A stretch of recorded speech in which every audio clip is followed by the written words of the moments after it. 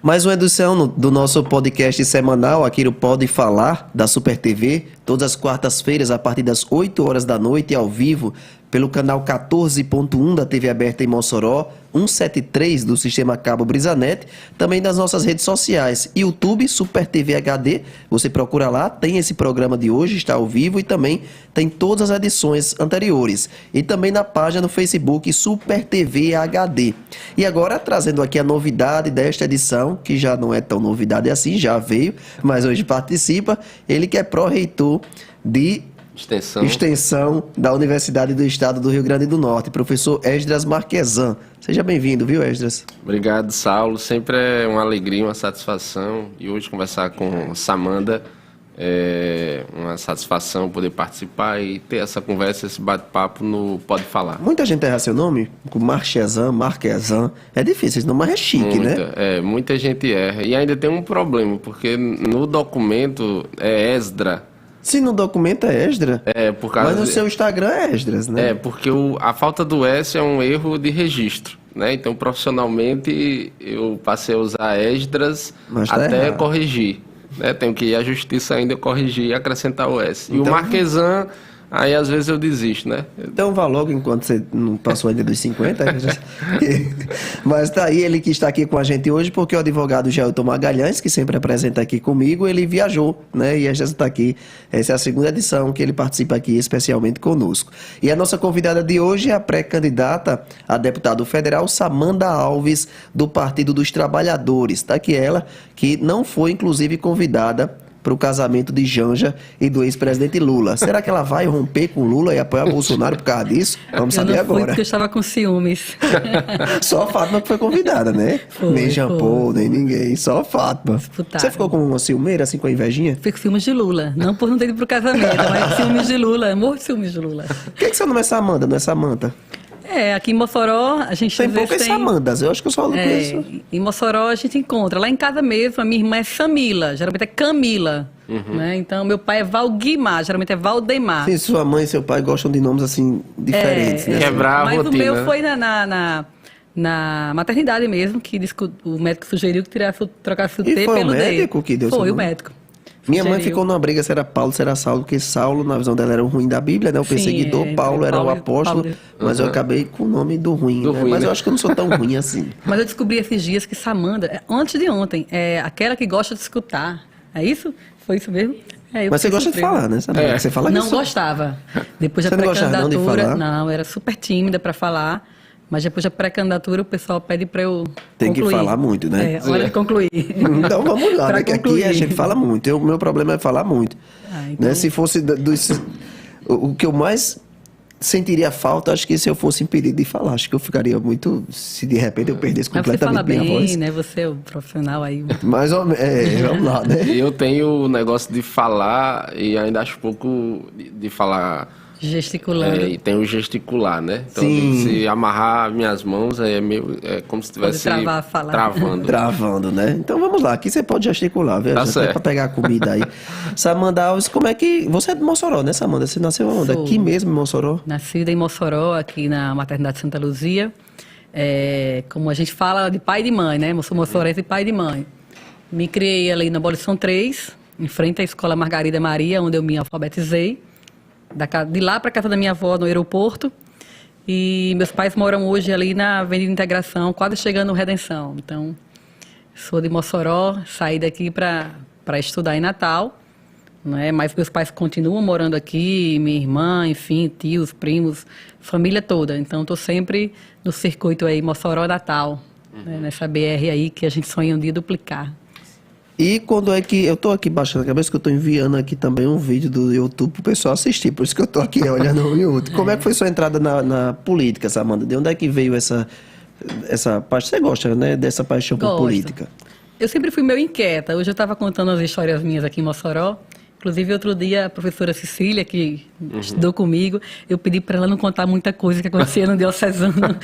Mas deixa sempre... off, né, professora? Eu estou em pré-campanha. Eu sempre inquieta ali, líder de sala, disputei Grêmio estudantil também, mas ali muito por intuição. Então, quando eu fui estudar na Etfern, e quando eu falo Etfern, acaba entregando a minha idade, né? Pelo amor de Deus. Fui estudar Mas você tem quantos anos, Amanda? Eu tenho 41. É? Não, 41, não pareço? E a na Etfern foi quando o governo FHC aprovou um decreto que impedia investimento, né, recursos públicos federais no ensino tecnológico aqui do Brasil. Então, aquele sonho da Etfern a gente começou a ficar preocupado, porque com menos dinheiro, com menos recursos para o custeio, a escola começou a passar por dificuldades. Então, nós nos organizamos, né? E como a gente desce o Alto São Manuel para comemorar vitórias, também a gente descia, acho que ainda desce até hoje também, para protestar, para demonstrar alguma inquietação, alguma insatisfação. Então, naquele momento, eu me aproximei do movimento estudantil, né? Depois do movimento de mulheres também aqui, na época Isolda, Thelma Gugel, enfim, o CF8, isso em 97, e também do Partido dos Trabalhadores. No ano seguinte foi minha primeira campanha. Eu já fui mascote de uma campanha do PT aqui em Mossoró, né? Foi? Eu era mais nova ali, tinha 17 anos, então foi em 98.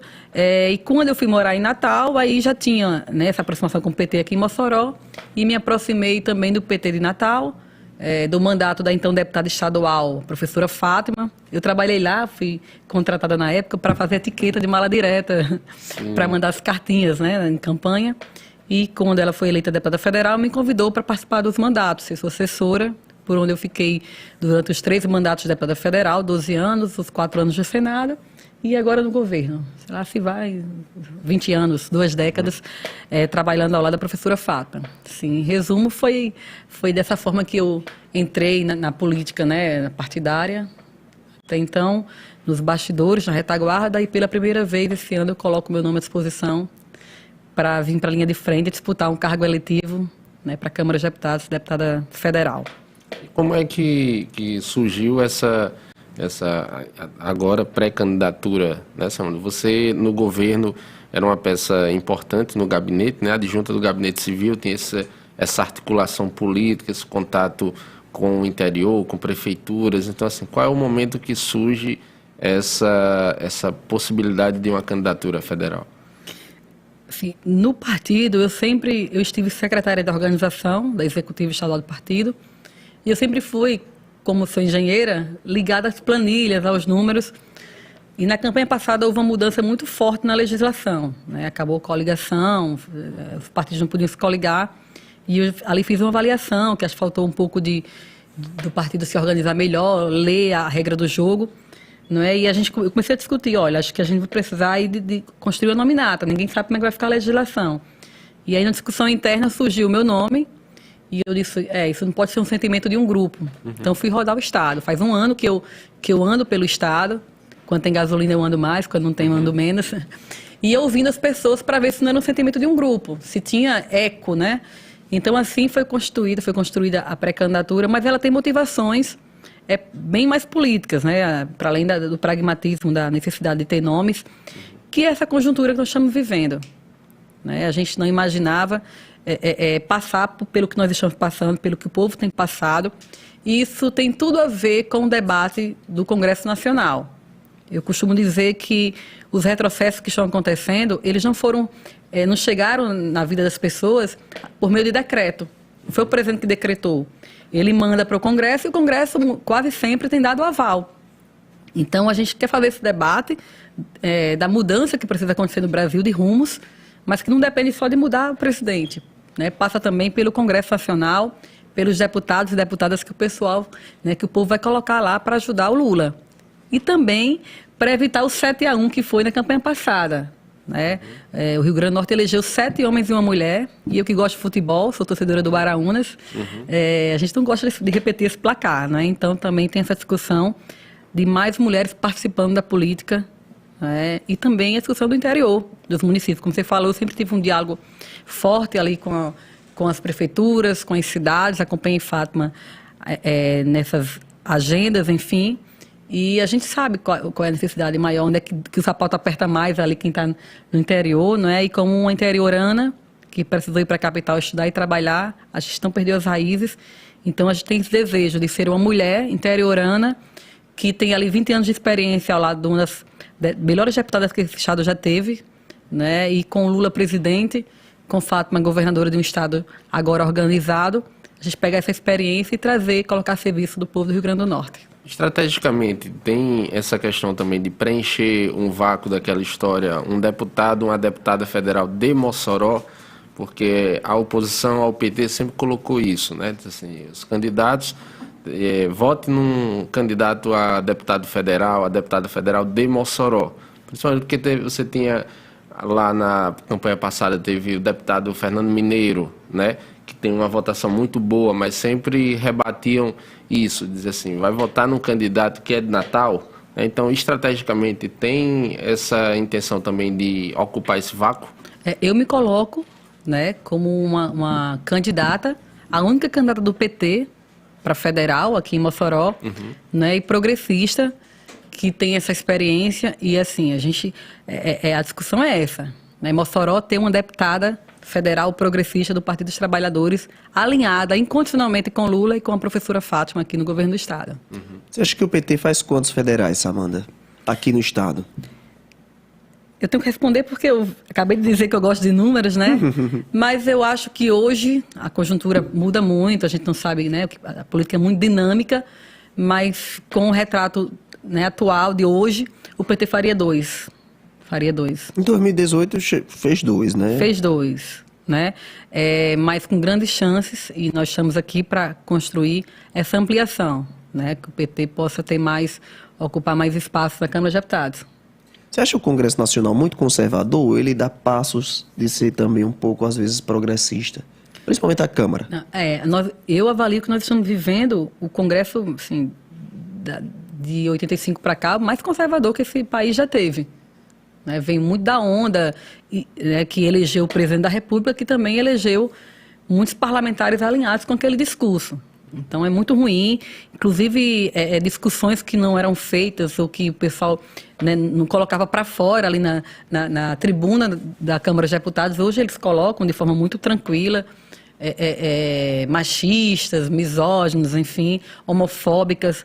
Né, a gente vê muitas manifestações como vimos hoje na Assembleia Legislativa do Rio Grande do Norte, né? Até fiz um vídeo discutindo, mas é muito preocupante. Mas o povo está vendo, né? E a gente vai mudar esse cenário, sim. Já. Samanda, uma coisa que, claro, eu acho que nessa... Vou comer um pouquinho aqui. Pode comer. Nesse período ainda, digamos, de pré-campanha, se falava muito nessa questão da polarização, mas eu acho que essa polarização ela está reduzindo cada vez mais, porque parece que um polo está perdendo força, né? E o outro tá crescendo. Eu acho assim, pelo menos esse polo que começa a valorizar ou reconhecer os direitos humanos, algo assim, as pessoas, uma fala como essa do deputado, mais pessoas começam a repudiar isso. E aí, com as pesquisas colocam o ex-presidente Lula na liderança, né, com essa possibilidade da volta ao poder, o que é que você, como uma pessoa que já vem no partido há muito tempo, vê que no novo governo do PT tem que se fazer que não foi feito nos períodos Lula e Dilma? Nós vamos ter, sim, infelizmente o presidente Lula vai pegar, sendo eleito, vai pegar o Brasil numa situação pior do que aquela que ele pegou, né, em 2003, quando assumiu. Essa questão da fome, que foi uma das prioridades no governo, né, do governo do presidente Lula, ela voltou e voltou muito mais forte. Né? A gente tinha erradicado. Hoje, mais de 33 milhões de brasileiros têm como a sua principal preocupação a próxima refeição. Conseguir comer, que horas eu vou comer, quando eu vou comer de novo e o quê, não é? Então é uma tarefa que talvez a gente tenha feito uma autocrítica, enfim, de rumos, mas nós vamos ter tarefas urgentes, que vai ser essa questão do desemprego, né, da fome que assola o povo. Para você poder pensar em qualquer outra coisa, você precisa comer primeiro. Mas, assim, uma vez tirando o Brasil desse buraco onde ele está, eu acho que o governo Lula, né, a gente, enquanto partido, tem uma agenda, eu acho, de discussão mais forte das pessoas se envolverem não é a política partidária, mas depois que nós passamos esse susto que nós estamos vivendo, envolver mais as pessoas nessa discussão, né, da importância da participação, não é eleitoral, né, de ter mais conhecimento político, saber quem é quem, a importância do voto, a consequência forte que tem. Então, eu acho que é uma tarefa que a gente pode estar discutindo no campo progressista, acho que não é nem tarefa do PT em si, né, mas de quem defende a democracia, quem imaginava a democracia ameaçada como está sendo hoje. Então, eu acho que é algo que tem que estar, inclusive a reforma política, no centro das discussões do governo, do parlamento, a partir do próximo ano. Mas depois que a gente... que a fome, né, que o povo deixar de passar fome, que o povo começar a trabalhar, que a economia melhorar e que a gente faz a discussão. Você destacaria algum ponto que você acha positivo no governo Bolsonaro? Não sei. Alguma medida que você diz assim, acho que ali ele chegou a acertar. Eu acho que ele fala tudo que pensa, assim, né, e mostra quem ele é, e aí as pessoas querem tirá-lo rapidamente. Só posso... Assim, Saulo, eu brinquei com essa resposta, mas olhando aqui para o Estado. A professora Fábia pegou o Estado na pior situação fiscal e financeira do Brasil. Pegou uma pandemia. De repente, dois políticos do Estado são convidados a serem ministros do governo federal. O que a gente pensa? Opa, vamos ter uma porta de diálogo. Que nada. Né? Pelo contrário, muitas vezes você tem ali que até fazer assim, nos bastidores, porque se os caras souberem, se os ministros soubessem, o Rogério Marinho e o Fábio, vinham atrapalhar, sem pensar no Estado. Falo aqui de projetos que foi feito aqui, de recursos hídricos no Seridó, que o governo gastou, né, investiu, e olha que nós temos expertise nessa área de águas. Né? Nós temos aqui uma secretaria SEMAR, que fez as adutoras no governo Garibaldi, enfim. Então tem um corpo técnico muito bom. E quando o projeto estava bom, na hora de executar em parceria com o governo federal, não. Traga para cá o projeto para não deixar que uma governadora tocasse em parceria, não é? Então, assim, é muito ruim essa conduta do governo.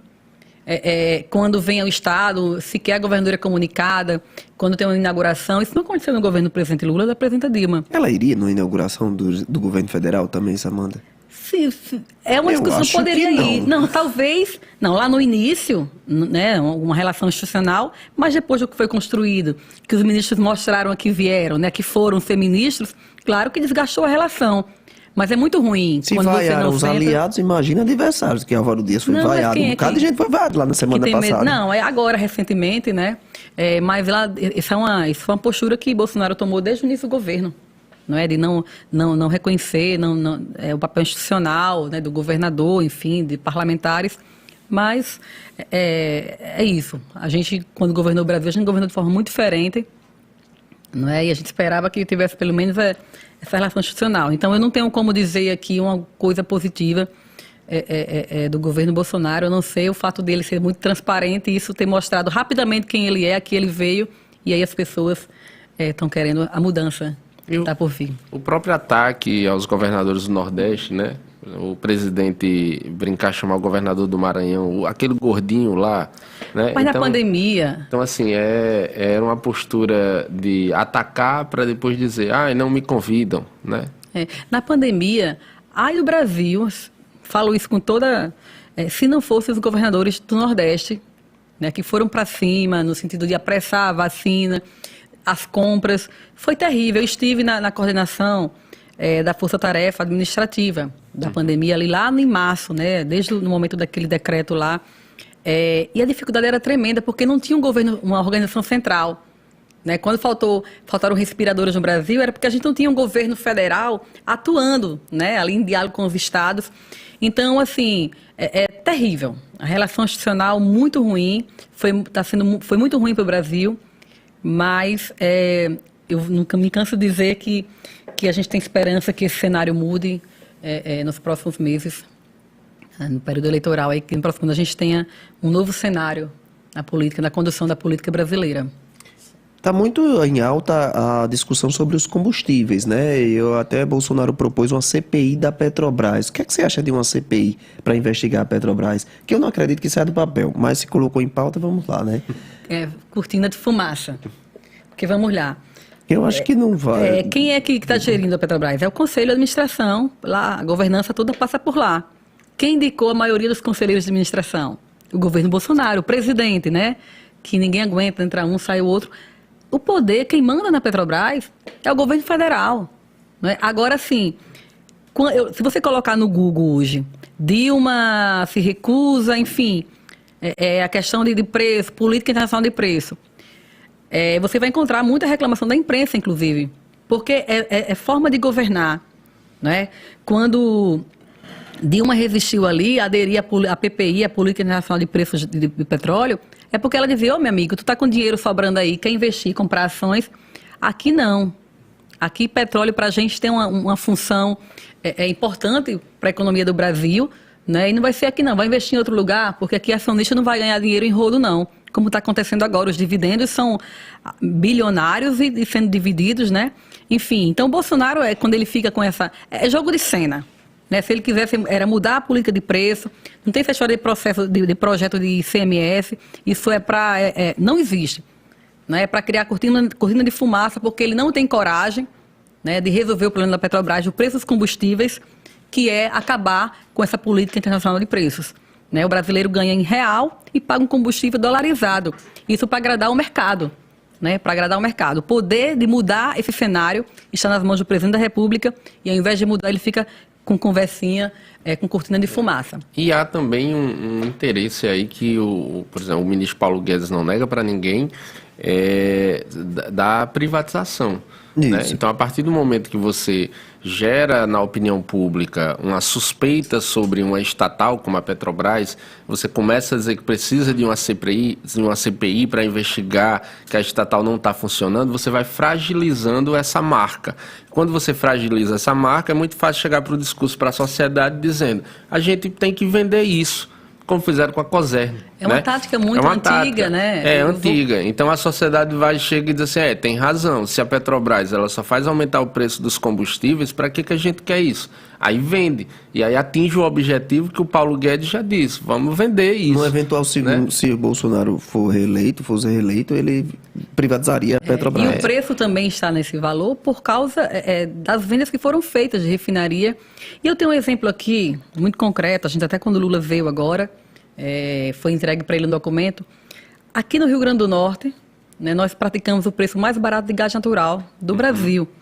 Porque na hora que foi feito o contrato, inclusive com a empresa produtora local, a política que foi escolhida de ajuste dos preços não foi a mesma política da Petrobras, né, o preço internacional. Então é uma prova de que é uma política de governo. A professora Fátima Bezerra, né, eles estão produzindo petróleo aqui, nós temos todas as condições para vocês se instalarem no Estado, mas tem aqui um porém.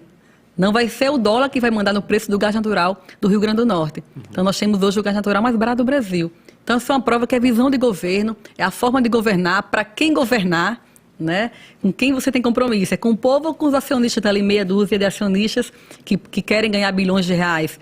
Né? Então, assim, fica muito nítido a importância que a gente tem que dar esse momento que está se aproximando. Só para eu concluir esse ponto, trazendo para Mossoró, eu tenho um exemplo de muitos colegas. Eu tenho um colega que era garçom durante a infância, que hoje cresceu na indústria de petróleo e gás, né, e outros casos aqui, o que representava a Petrobras aqui para Mossoró e região. E a Petrobras foi vendida. Né, aqui, tudo bem, a Petrobras não estava dando lucro. Em Mossoró, a produção era muito pequena em comparação à produção nos campos de pré-sal, mas ela cumpriu a função social. Né? O lucro que é dado lá em outra região, ele compensa daqui porque ela cumpre uma função social dentro do município, da região, do estado. Então isso é visão de governo. Mas os acionistas não, eles querem saber do lucro em todos os lugares, enfim, só vê os cifrões.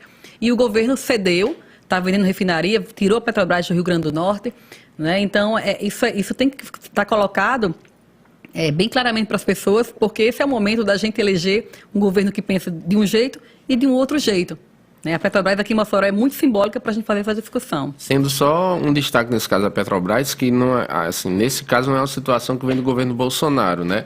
Por exemplo, na época da Graça Forte, o governo Dilma já teve sessões na Câmara, porque já tinha essa intenção da Petrobras de sair um pouco do Estado. Do pré-sal, né? Do pré-sal. Não da forma do governo Bolsonaro que realmente quer... De ir pro pré-sal, daí é irreversível. Exatamente. De focar no pré-sal. E só uma coisa no que Samanta colocou, que é interessante analisar. O Rio Grande do Norte hoje tem 2 exemplos bem-sucedidos de gestão de estatais, né? Você tem a Caerne, você tem a Potigás, que é mista, né? Mas que mostram que... A Caerne mais ou menos, né? Assim, não, a Caerne começou a dar lucros. Mas ainda tem falhas no atendimento horríveis. Não, tem falhas, mas assim, se você pega como a Caerne foi entregue no governo Robson, tipo assim, já à beira da falência, e agora você tem uma empresa superavitária, então assim, há uma mudança de gestão, né? Agora, os ajustes são necessários, mas assim, esse discurso que o governo Bolsonaro, o Paulo Guedes tem, de que menos Estado, é um discurso de balela, porque os empresários, os grandes empresários, dizem que precisa ter menos Estados. Na hora que eles têm dívidas, eles vão buscar dinheiro onde? No Estado, nos bancos estatais. Né? Então, assim, é preciso ter cuidado com esse discurso que tentam vender. Esse discurso da Caerne, ele... né, dialoga com o que você colocou em relação à Petrobras. Tentam criminalizar a empresa, tipo, a Caerne não dá lucro, cheia de problemas, para privatizar. Houve uma tentativa de privatização no governo passado. Né? Agora, me responda, uma empresa privada compra a Caerne, que só dá lucro hoje em Natal, Mossoró, acho que Parnamirim, 3 municípios, ela vai se importar em entregar água lá em Venha Ver, lá no município que não dá lucro, a lógica vai ser essa mesma lógica que fez a Petrobras sair do Rio Grande do Norte. Né? Então, é a função social que a empresa cumpre. Lá onde ela dá lucro, vai compensar, né, chegar em outros municípios, assim como a discussão que a gente faz em relação aos Correios. Né? Então, mas são visões de governo, né? Aquele que defende o Estado mínimo, né, privatizar, entregar a iniciativa privada, e aquele outro que não, né, que acha que cumpre função social. Claro que tem problemas. Tem ajustes a serem feitos, né? Mas não é demonizando as instituições para poder vendê-las a preço... E também as críticas à Caerne não necessariamente são da privatização. Se você for para os bairros, tem bairros aqui que tem 20 dias que não tem uma gota d'água, né, da Caerne. Então não é só, assim, se você for para as próprias comunidades, gente que não está interessado nessa discussão de privatização, ou deixar real, como está, na vida real, na torneira mesmo. Ainda falta muito, é só isso que eu queria pontuar nessa questão da própria Caerne. Samanta, o que é que você acha da bancada federal hoje, dos 8 deputados lá, da atuação? Eu acho muito ruim, né? Eu acho que eles esqueceram o povo do Rio Grande do Norte, né, as demandas daqui do Rio Grande do Norte, e eles, estou falando, não todos, a maioria, e eles passaram a ter como único objetivo obedecer a Bolsonaro, né, tirando ali Natália, tirando o Rafael Mota. Vamos aqui para Mossoró. Mossoró deu a maioria dos votos a Haddad, né, mas vamos tirar também da seara eleitoral. O que é que faz um deputado que foi eleito, que é daqui da cidade? Totalmente alinhado com o Bolsonaro, né? E aí eu falo porque votou a favor quando a questão do aumento real do salário mínimo, né, que existia, vota a favor. Enfim, tudo que Bolsonaro tem mandado, o que está chegando aqui nos problemas, o desemprego aqui do povo de Mossoró, né, a falta de comida no prato, tudo isso é fruto de políticas que passaram pelo Congresso Nacional, que passaram pelos parlamentares que representam o Rio Grande do Norte, e no mínimo 6 deputados votaram a favor disso. Né? Então é uma bancada que não está em sintonia com os interesses, com as necessidades reais do povo que o elegeu. Eles estão em sintonia ali para agradar o Bolsonaro. Né? Então isso está muito claro, é só olhar lá o relatório de votações, e isso é muito ruim. Né? Porque quando o povo vota em alguém para representá-lo, né? Para estar em sintonia e de olho ali nas suas necessidades reais. Mas você acha que tem uma renovação muito grande na bancada? Muito grande, assim, 54. Eu acredito que... Se for 50% já é 4. Né? Isso, que é uma bancada pequena, né? Mas que a gente renove aí, que o Estado, essa bancada, no mínimo 50% seja renovada. É bem provável, inclusive em razão da mudança na legislação. Se mantendo ainda nessa questão eleitoral, Samanta, tocar num ponto aí que não tem como não tocar, né, que é a presença do MDB na chapa da governadora Fátima Bezerra. O MDB, que personagem central no golpe contra a presidente Dilma, e aí a esquerda assume esse discurso contra os golpistas, no caso do Estado, contra as oligarquias, e agora nesse momento há essa necessidade dessa articulação e ter o PMDB junto, né? Como chegar para o eleitor comum, que aí não é aquele partidário, e convencer de que é necessário é necessária essa junção agora? As pessoas, né, estão interessadas, inclusive a gente que é progressista, que tinha outro discurso na hora de pedir o voto, na hora, né, a gente tem hoje que teve que mudar essa conversa porque as pessoas estão preocupadas com sua vida real, né? Foi lindo ler Marx, trago para ele muitas coisas, mas as pessoas querem saber cadê o meu emprego, cadê a minha próxima refeição, né? Então, nesse sentido, a gente tem dito que essa eleição não é eleição qualquer.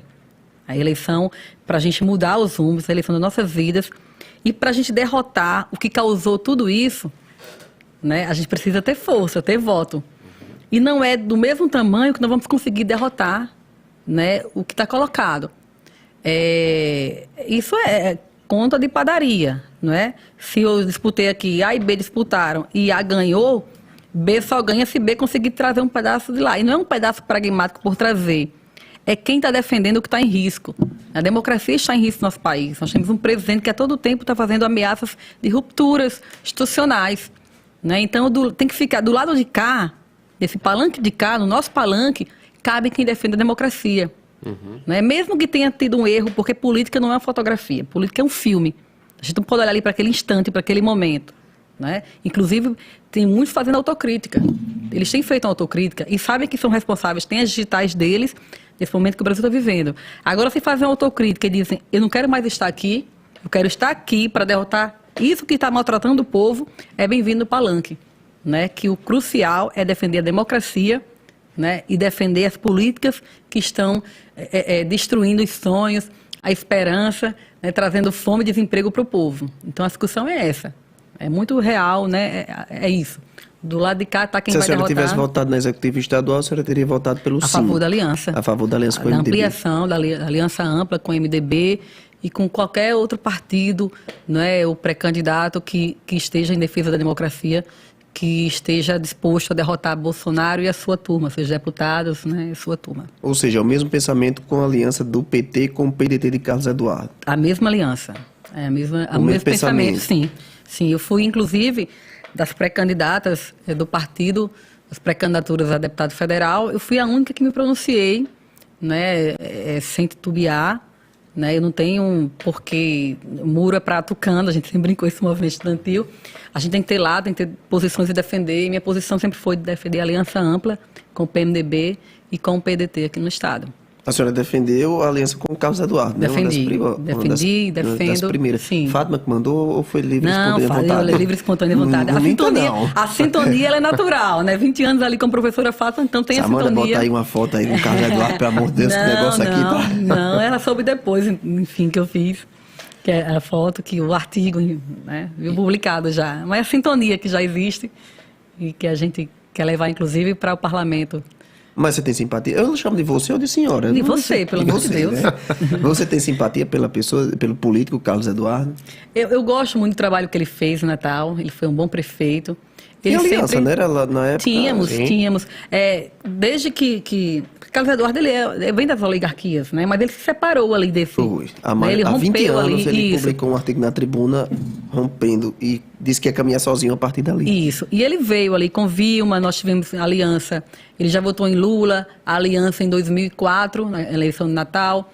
Né? Em 2008 se juntou ali, apoiou Fátima, né? 2010 apoiou Dilma. Eu lembro que quando Dilma já estava para sair do poder, ela fez um evento chamando os prefeitos das capitais para demonstrar força. O único prefeito de capital que foi Carlos Eduardo. Né? Então ele vai, tem esse desvio ali na eleição passada, que no segundo turno apoiou o Bolsonaro, né? Fez uma autocrítica, tem feito autocrítica, né? É importante quando a gente faz essa autocrítica, é muito digno, né? É importante mesmo. E agora ele se recompõe com o campo progressista. Então, a gente não conhece escândalos de Carlos Eduardo, né? Sabe que ele foi um bom administrador, um público, enfim... Não tenho nenhum problema em subir no palanque com ele e pedir voto para ele. Nenhum. E essa candidatura de Rafael Mota, ia fazer essa pergunta, hein? O que é que a senhora acha? Rafael, a senhora quer já vai Carlos Eduardo? Você me chamar de senhora, eu não vou responder. Você Combinou agora de chamar de você? Na entrevista a pessoa fica, não é você, não é senhora, eu não consigo, mas vai. Rafael é um querido, né? Ele, inclusive, apesar de ter votado ali no impeachment de Dilma, mas nessa gestão ele se manteve, né, nesse mandato dele. ali muito no campo progressista, enfrentando o desgoverno de Bolsonaro. É legítimo que Rafael coloque o nome. É legítimo, né? Agora, a pena que ele colocou depois que a gente tinha tomado uma decisão. E aqui a gente faz política de forma séria. Tem palavra, né? Carlos Eduardo já tinha sido anunciado como nosso pré-candidato a Senado. Então não tinha como chegar, dá licença que agora tem um outro nome, né? A discussão não é assim, né? No nosso campo não funciona assim.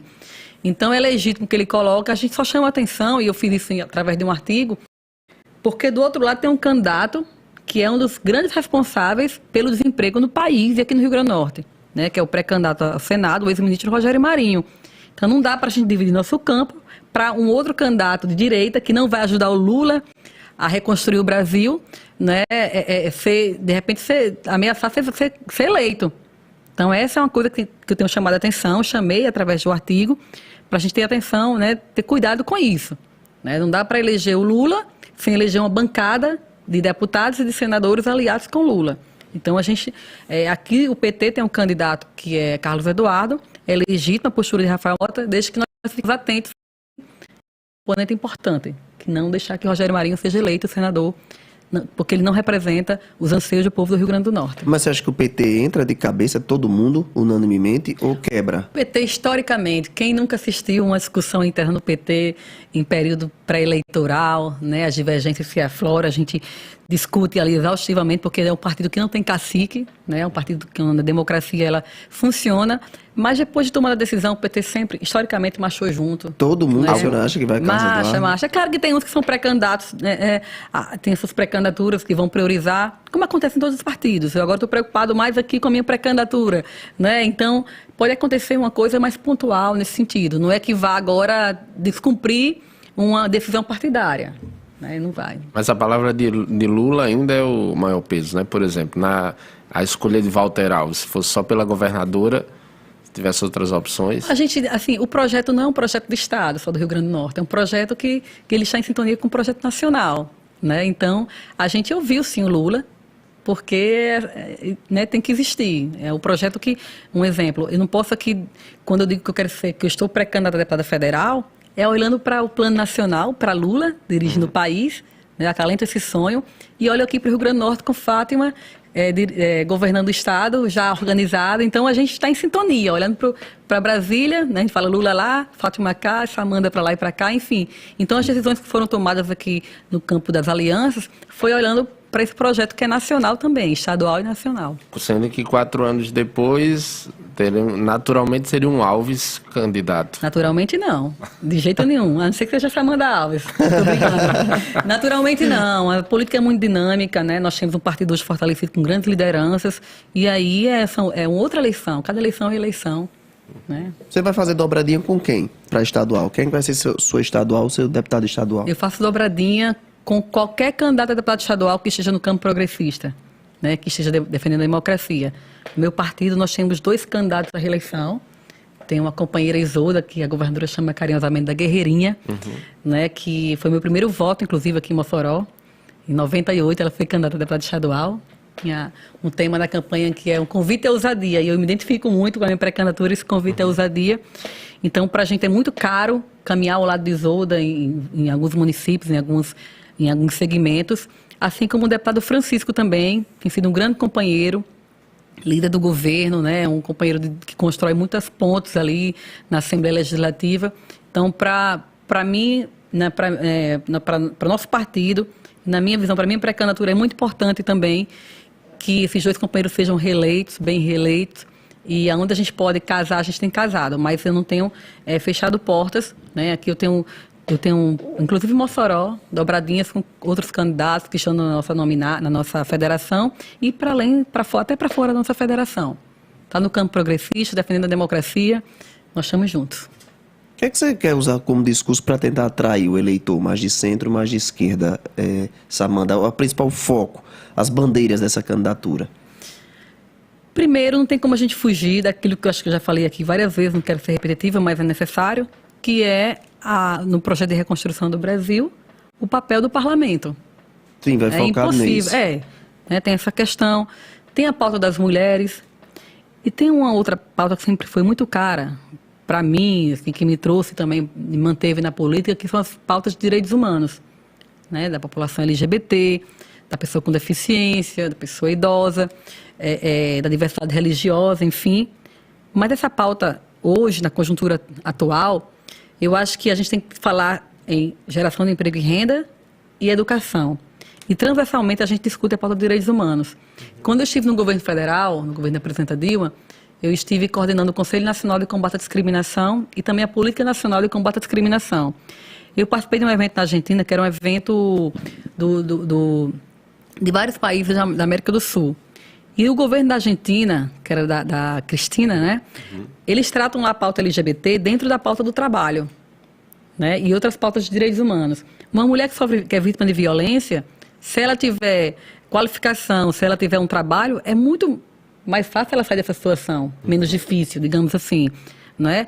A população LGBT, a mulher trans, se ela tiver qualificação, oportunidade de trabalho, ela não vai ficar ali só na prostituição, ou né, agitando o cabelo dos outros, fazendo maquiagem. Então, essa discussão, né, do trabalho é porque a vida real das pessoas, lá, como é que combate o desemprego, como é que traz comida para o prato das pessoas. A educação, porque é uma bandeira de luta histórica, nos 20 anos que eu acompanho a professora Fátima, e a pauta de direitos humanos dentro desses contextos, né? Então, a gente tem discutido. Agora também tem questões mais reais. A duplicação da BR é uma coisa que eu quero carregar aqui, está aqui na minha cabeça. Da 304. Da 304. Eu não venho mais a Mossoró, né? Às vezes eu fico 15 dias sem ver meus pais, porque a gente tem medo. Quando eu venho para cá, minha mãe não dorme até eu chegar em Natal e falar, cheguei. E vice-versa, quando eles estão voltando para Mossoró. Né? E é um tema que dialoga diretamente com a economia. Eu, quando morava aqui, às vezes ia para Fortaleza. Né? Tinha mais segurança para chegar na capital, até brincava que a capital do país de Mossoró é Fortaleza. Né? Mas por essa questão da duplicação da BR, né? Da insegurança que a BR tem. Então é uma pauta que eu vou carregar, o deputado federal, carregar isso, né? Lá para bater nas portas já do presidente Lula. Ó, presidente Lula, isso aqui é muito importante para o nosso estado. Né? E uma discussão também. Eu sou jipeira, né? Eu gosto de esporte de aventura, sou adepta ao off-road e ando muito aqui pelo litoral, assim como a região serrana. A gente tem que trabalhar o turismo no nosso estado, o turismo, inclusive, não só aqui da região da Costa Branca, né, do litoral, mas o turismo rural, o turismo de aventura, o turismo religioso. É uma pauta também que a gente quer fazer um diálogo mais forte, né? Você é religiosa? Eu sou cristã. Eu nasci no Evangelho. Eu não frequento, não sou de nenhuma igreja, não frequento uma igreja, mas sinto muita falta dos louvores, né?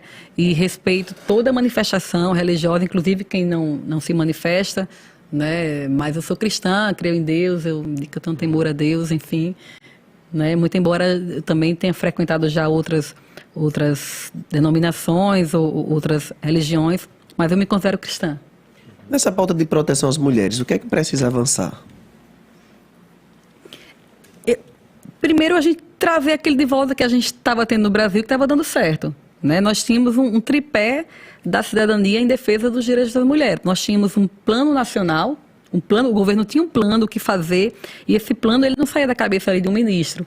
Ele era fruto das conferências municipais, estaduais, a conferência, né, chegava até a Conferência Nacional.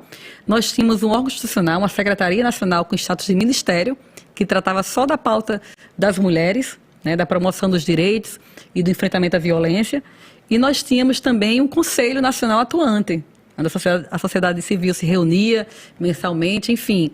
Então, trazendo isso que foi desmanchado, né, e tirando o Bolsonaro e a sua turma, nós vamos já ter aí um grande avanço, porque é um presidente que diz que tem uma filha, fruto de uma fraquejada, né, que trata a mulher como ele trata, e isso abre espaço para outras manifestações, muito ruim, né, muito ruim, porque aí aquele homem machista, aquele homem que violenta a mulher, ele sente a vontade para praticar esse tipo de coisas. Então, quando a gente tiver um presidente que olhe para a mulher, né, para a pauta das mulheres, defesa das mulheres, né, de enfrentamento à violência contra as mulheres com outro olhar, e uma bancada alinhada com isso, já vai ser um grande passo. Né? Mas nós temos aqui no governo da professora Fátima aumentado o número de delegacias, né, em defesa das mulheres. Aqui em Mossoró existe uma casa-abrigo hoje para as mulheres vítimas de violência terem para onde ir. Né? Então tem muitas políticas aí que a gente precisa avançar. Mas tem não uma tem delegacia da mulher 24 horas, que é uma falha. Final de semana aqui é virtual, não, é virtual, mas física não é. Mas assim, que a ideal é que seja física. Não é por falta de compreensão, né, que esse governo tem na necessidade. A gente, por trás disso aí, tem um problema, que é o efetivo pequeno, baixo, né? A governadora está aí, tem feito concursos, tem aumentado o efetivo, e a gente espera agora, no próximo governo, deixar de ter uma delegacia, né, virtual e ter uma delegacia ali física para que as mulheres vítimas de violência elas tenham aonde, aos finais de semana, prestar a sua queixa, enfim. Né? Mas tem muitos avanços sendo colocados, eu acho que estamos no caminho certo, e agora, se a gente tiver um apoio do governo federal, né, essas políticas elas vão avançar muito mais. Porque o Estado não é uma ilha, é mais difícil fazer sozinho, né? Sem contar ali com a parceria do governo federal. Mas tem muitos avanços, inclusive algumas leis que estão sendo implementadas por iniciativa da deputada Isolda, né? Que tem essa pauta, carrega essa bandeira de forma muito firme, levou para o Parlamento Estadual e a governadora tem colocado em prática, né, muitas leis que foram apresentadas pela deputada Isolda na política de defesa, de enfrentamento à violência contra a mulher e da promoção de direitos das mulheres. Inclusive, ontem, ainda nesse tema, a universidade aprovou, a UERN, né, aprovou a sua política de enfrentamento à violência contra a mulher. Isso, um documento muito importante. Registrar que a professora Cecília, você também como pró-reitor, né, tem feito uma gestão que tem, acho que nunca antes na história da UERN nós tivemos tantas mulheres gestoras, né? Isso. Inclusive, a UERN é uma das poucas universidades do Brasil em que há, por meio de resolução, a garantia de que na composição do primeiro escalão da administração, no mínimo 50% mulheres, né? Isso garantido por resolução. Então, muito bom. Quem esteja na reitoria tem de cumprir isso. Excelente. Agora, Saulo, só voltando a essa questão da segurança, nós tínhamos uma distorção aqui na PM, quase não tinha, as mulheres quase não tinham acesso, né? E a governadora, através de uma lei, criou a paridade. Hoje foram nomeados 67 policiais penais. 73, sendo 64 homens e 9 mulheres, é isso? É mais ou menos essa proporção, né? E eu até cumprimentei a governadora por essa importante iniciativa, mas está aí também, né, uma demanda que é para a gente também na Polícia Penal fazer o que mesmo foi feito na Polícia Militar, né? Para mais mulheres, porque isso dialoga também, um exemplo, quando a mulher é vítima de violência, é mais interessante você ter uma mulher ali para lhe ouvir, eu acho que né? sim, também. Então isso também, indiretamente... A delegacia da mulher é uma delegada mulher. Delegada mulher, mas se a gente tiver mais mulheres... Um exemplo, aqui, recentemente, nós tivemos um caso de uma viatura que foi atender uma ocorrência, né? E acabou que a mulher sofreu uma outra violência por parte de um policial. Então, além da discussão da formação desses policiais, ter mais mulheres nas ruas como policial ajuda também esse enfrentamento à violência contra as mulheres. Samanda, deixa eu só mandar um abraço aqui para Kleber Godoy, tá lhe mandando um abraço. Um abraço. Diz que quer tomar um café, conversa, viu? É papo. Eu tô mandando um abraço também para ele, para Kleber. É muita notícia, é muita informação, muita fofoca, né? Boa. Um grande café.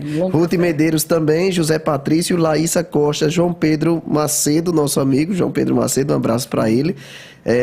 Estão aqui todos mandando um abraço. Pois não, Esdra?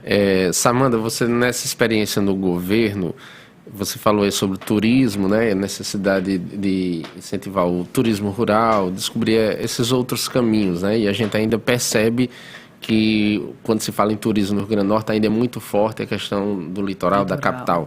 Você sentiu no governo assim, essa resistência ainda da capital de concordar com investimentos para o interior? Ou seja, o governo percebeu em algum momento essa dificuldade de se manter muito as coisas na capital ainda? Não teve resistência. Se você olhar, um exemplo, eu já me encontrei aqui nas viagens por várias vezes com a equipe da Improtur e da Setur aqui no litoral Costa Branca. Tem até acho que aqui em Mossoró tem uma pessoa que conhece como poucos esse litoral aqui, as dunas, enfim, que é o Clécio, que organiza passeios 4x4. Se você perguntar para ele, ele já fez umas 2 abordagens, umas 2 vezes, levou a equipe, não só aqui, como tem a rota também agora sendo construída, pensada ali em Ceará-Mirim, que é uma rota que vem para os engenhos, tem também aqui na região serrana, então tem estudos sendo feitos, né, para que a gente avance mais e mais nesse tipo de turismo. Porque quando eu falo no turismo, é dialogando direto com a geração, com a economia, com a geração de empregos. É uma forma mais rápida de você injetar, né, melhorar a economia do município. Às vezes a empresa vai demorar tanto tempo, vai... Não, o turismo chegou ali, chega naquele momento no restaurante, no hotel, na pousada, enfim. Sendo que em termos de estrutura maior, por exemplo, essa questão do Polo Costa Branca, isso já se fala há muito tempo. Né? Igual a duplicação da 304. E quando você vai ver as estruturas das praias, não tem. Mas porque precisa de incentivo. Não dá para iniciativa privada sozinha, não dá para o poder público sozinho. Tem que ser chamado ali para uma parceria, uma PPP, né, para pensar ações como essas. Né? E o tempo acabou. Já? Já, foi rápido, né? Vocês não comeram nada, mas eu vou levar tudo para casa, vai conversando, de madrugada. Vai conversando, ainda nem tempo de... Foi por falta de fome, porque eu tô com fome. Então coma. Então quando desligar a câmera, você come na bolsa ali. Bota o cafezinho. Isso é sempre bom. Mas já passou o quê? 1 hora? 1 hora, bem certinho. Falta 3 minutos só. Que é o tempo para a senhora se despedir. Só faltou ela dizer não, assim, senhora não e onde tem tanto para falar, né? Tinha mesmo, muita coisa para dizer, né? Mas só vai voltar agora se for eleita, deputada federal. Então, dia 3... Se não for eleita, não vai voltar mais não pro podcast.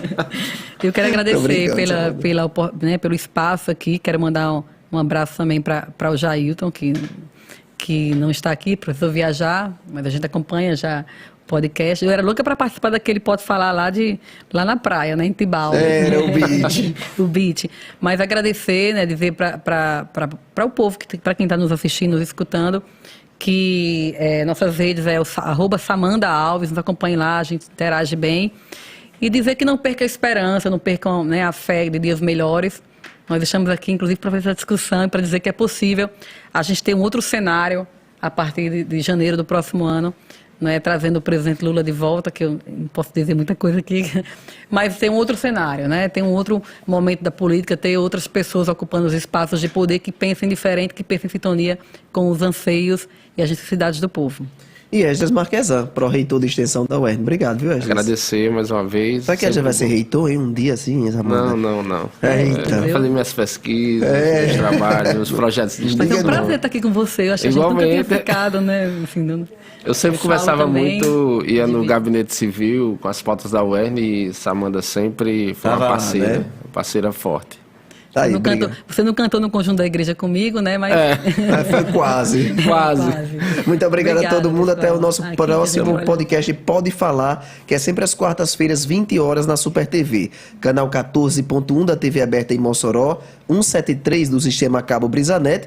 Também estamos ao vivo e vai ficar lá na Super TV, Facebook e no YouTube Super TV HD. Esse programa também vai estar disponível nas plataformas Deezer e Spotify. Até mais, até o próximo Pode Falar.